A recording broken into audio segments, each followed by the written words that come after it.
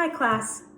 Today in math, we're going to be working with estimating and measuring capacity. Capacity might be a new word for you, and that's okay. When we're talking about capacity, we're talking about the amount of something that an object can hold. The amount of something that an object can hold. Usually when we talk about capacity, we're also talking about liquid volume. And that just means we're usually talking about the amount of liquid that can fit inside a container.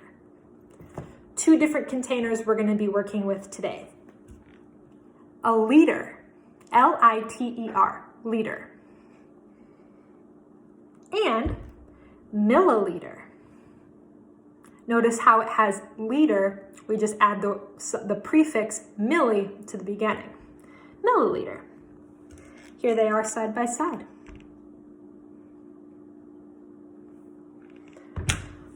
We are going to be estimating and measuring with these two capacities today.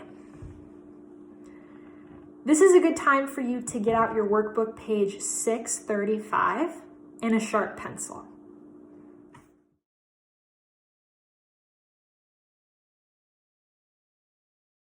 Now, I'm not going to be solving all of the problems for you, but I am going to help you out with a few and just make sure that you're on the right track. So, together, we should be on page 635. The top of the page should say practice it. And the first question is number 2. The directions say, circle the better unit to measure each capacity. So we're deciding, are we going to use a milliliter or a liter to measure the object that they have listed here? Are we going to actually go out and measure it ourselves? Well, no, you probably don't have a liter and a milliliter exactly like this at home, and you might not have some of the objects that they have listed, but that's okay. We're estimating. We're taking a careful guess. Let's look at number 2 together. Number 2 says a pot of soup.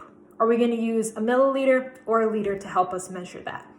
Well, lucky for you, I have my soup pot. Here it is. Use it to make all kinds of tasty soups. I'm going to show you the milliliter and the liter right next to my soup pot.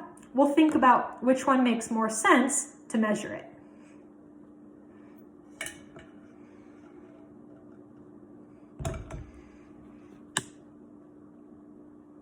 If I had a tasty soup in here, and I was trying to see how much I had, should I take out 1 milliliter of soup at a time?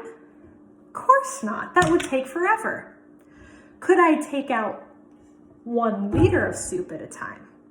That would be a much better way to measure how much soup is in this pot.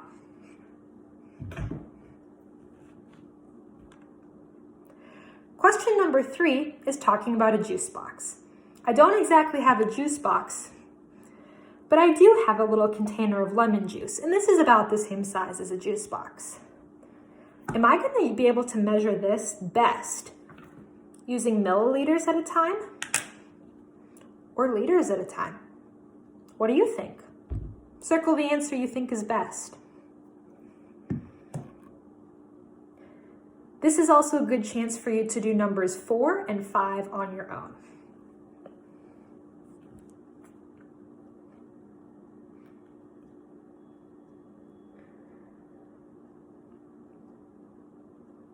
Now for number 6, a pitcher of lemonade. A question that you might have is, how big is this pitcher? Let's say it's this pitcher. Milliliter or liter? Which would be best to measure that lemonade? Go ahead and do number 7 at this. Numbers 8 through 13 should be very similar to the first 6 that you did. The only difference is they're showing you a picture of the container instead of you just reading the description. When you're finished with those, move down to the next two problems where we're actually going to be measuring the amount of liquid in a container or finding the capacity. Before we get started on numbers 14 and 15, I want to show you an example of how I would do this problem. Now, in my kitchen, I have a measuring cup that actually has the number of milliliters written on the container. It also has cups and ounces. We're not talking about those for today. We're going to just focus on the milliliters. So, as I bring my measuring cup closer to the camera, you can see I've colored the water so you can see it a little easier. Camera is flipped around, but about how many milliliters of water is in this measuring cup? We look here on the edge where it says 200 milliliters. This is exactly what you're going to be doing in questions 14 and 15. You read, where does the water come up to? Which line does it hit? And then you just put your finger over and say, oh, it's at 200 milliliters. Do those problems now. Understanding the difference in size between a liter and a milliliter really helps us to understand different size containers and different capacities. When you turn the page to page 636, you're going to have some word problems that ask you to use what you know about liters and milliliters. Numbers 16, 17, and 18 will have you think and do some basic math, adding, subtracting, maybe multiplying, maybe dividing, using milliliters and liters. Number 19 says, name 3 items sold in a grocery store that are packaged in liter containers. Now, maybe you don't go shopping with the adults in your house. That's okay. I wanted to show you some examples of things that I buy when I shop that are sold in liter-sized containers. We've already seen one of them, water. This is some tasty, sparkling water. It's flavored strawberry, my favorite.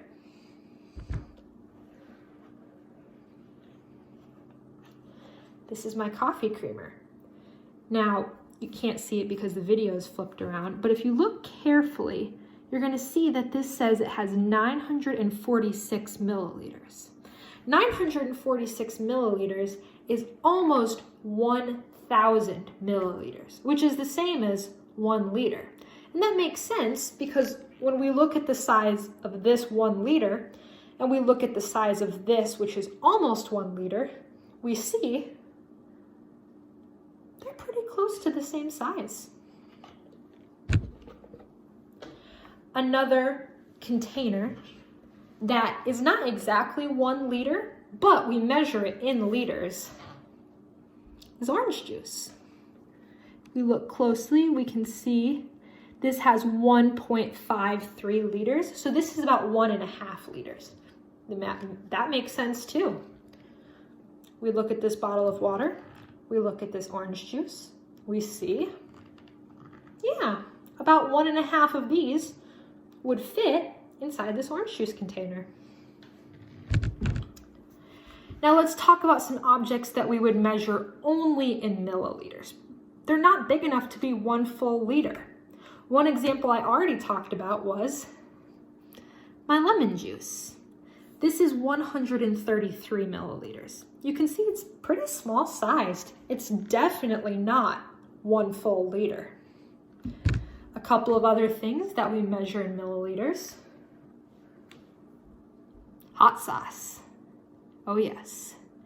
Now, even though it's pretty tall, it's very thin, and we know that there's no way you can put 1 whole liter of liquid inside this hot sauce container. One final container we might use to measure in milliliters, hand sanitizer. The capacity is not 1 full liter, it's less, which means we need to use milliliters when we're measuring the amount of liquid inside of it. would it still take me a long time to scoop out all of the milliliters in this container? Yes. In fact, it would take me 236 scoops of 1 milliliter. Now you're ready to answer question number 20. Why are there two different sizes when we use unit? Why are there two different sized units that we use when we measure capacity? Why can't we just base everything in liters? Why can't we just use milliliters when we measure everything? Make sure your answer has a complete sentence. Solve it now. All right, so now we're ready to move on to pages 637 and 638, where you're really practicing more of this on your own. A lot of the problems are going to look very similar to the ones that we did together. There's one problem I want to talk about before you get started, and that's problem number 9 on page 638. Find that one now. Here's what the problem says. Vincent is painting all 4 walls of his bedroom. Is it more reasonable to measure the paint he will use in milliliters or in liters? Explain. Now, maybe you have and maybe you have not painted walls before. When Mr. Michaels and I moved into our house, I had to paint every single room. It took a lot of paint. If we're just talking about one room that has 4 walls, that's still quite a bit of paint. Remember, some containers that we said that we would measure using milliliters.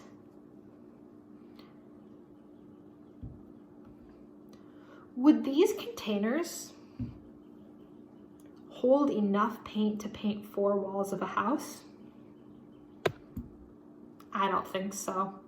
Liters would definitely be a better measure for painting all 4 walls of a house. Now you're ready to do this work by yourself. Please have your parents email me if you have any questions. Thanks for being great students. Keep learning, working hard.